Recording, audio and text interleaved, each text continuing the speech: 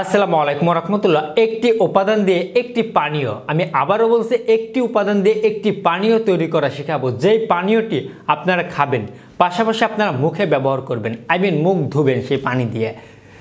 অল্প কিছুদিন মুখে ব্যবহার করতে পারলে আপনাদের ত্বকের দাগছোপ হবে দূর, অল্প বয়সে হবে বয়স্ক ছাপ দূর, পাশাপাশি আপনাদের অনেকে ব্রণ পরবর্তী দাগ থাকে, অনেকে মেস্তা নয় কিন্তু মেস্তার মতন হালকা দাগ পড়ে গেছে, পাশাপাশি অনেকের চেহারার মধ্যে তাকাইলে তাদের চেহারার উজ্জ্বলতাটা হারিয়ে গেছে। আগে সুন্দর ছিল, দিন দিন সুন্দরের থেকে অসুন্দর মনে হচ্ছে, চেহারার যে গ্লোটা আপনারা হারিয়ে ফেলেছেন।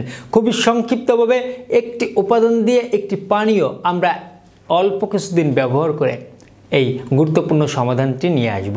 সম্পূর্ণ ভিডিওতে জানতে পারবেন। চলুন আমাদের মূল আলোচনায় ফিরে যাওয়া যাক।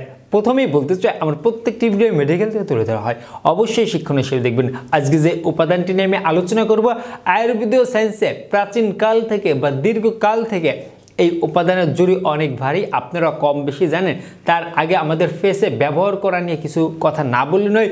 ইতিমধ্যে অনেকেই আপনারা বলে থাকেন বা অনেকেই আমাকেও কমেন্ট করে থাকেন, আমি অনলাইন থেকে বা বিভিন্ন বান্ধবী বা বন্ধু বিভিন্ন কিছু ব্যবহার করেছে, সেই উপাদানটি বা সেই ক্রিমটি আমিও ব্যবহার করেছি, আমার ফলাফল আসে নাই, উল্টো আরও দাগ হয়ে গেছে, একটা বয়স্ক ছাপ চলে আসছে, চেহারাটা যেন কেমন মনে হচ্ছে।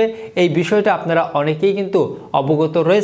আমি আপনাদের বলতে চাই, না জেনে শুনে, না বুঝে শুনে, অনলাইন হোক বা অফলাইন হোক, কোনো জায়গা থেকে এমন কিছু ফেসের জন্য বা মুখের জন্য ব্যবহার করবেন না।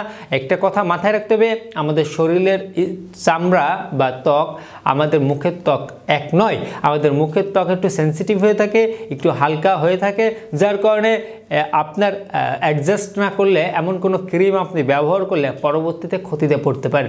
পাশাপাশি আমি স্কিনে তেমন কিছু ক্রিম জাতীয় কিছু বা ট্রিটমেন্ট জাতীয় কিছু ব্যবহার করতে আপনারা চাইলে অবশ্যই একজন স্কিন বিশেষজ্ঞ ডাক্তারের পরামর্শ নিয়ে ব্যবহার করবেন। এখন আসুন, আমি যেই উপাদানটি নিয়ে আমি আলোচনা করব, এই উপাদানটি আর কিছু নয়, ইতিমধ্যে কম বেশি সকলেই অবগত রয়েছেন শসা সম্পর্কে। শসা ইউনানি আয়ুর্বেদীয় সায়েন্সে প্রাচীনকাল থেকে দীর্ঘকাল থেকে এর জুড়ি অনেক ভারী। শসা যেমন খেলে আমাদের স্বাস্থ্য নানা উপকারিতা মিলে, পাশাপাশি শসা আমাদের রূপচর্চার ক্ষেত্রেও কিন্তু পিছিয়ে নেই। আমরা নিয়মিত শসা মুখে ব্যবহার করতে পারি, সরাসরি আধা ঘন্টা 20 মিনিট বা 40 মিনিট রেখে শসার পেস্টটা মুখ থেকে ধুয়ে ফেলতে পারি। এভাবে আমরা প্রতিদিন শসা ব্যবহার করতে পারি। আরেকটি উপায়ে শসা ব্যবহার করা যায়, আমরা শসা স্লাইড করে কেটে আমরা পানিতে ভিজিয়ে রাখবো, পানিতে 4 থেকে 6 ঘন্টা ভিজিয়ে রাখবো। সেই পানি আমরা খেতেও পারি, এতে আমাদের শরীরের ক্ষতিকর চর্বি, পাশাপাশি টক্সিন, এছাড়া বিভিন্ন সমস্যার সমাধান দিয়ে থাকে। এই শসার পানির গুণাগুণ অনেক ভারী।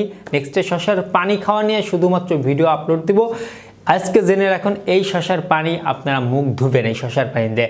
আপনারা এক্সাম্পল দুপুরে শসার পানিটা ভিজিয়ে রাখলেন, বিকালে আপনারা বা সন্ধ্যায় আপনারা বা রাতে সেই পানিটা দিয়ে আপনারা মুখ ধুবেন।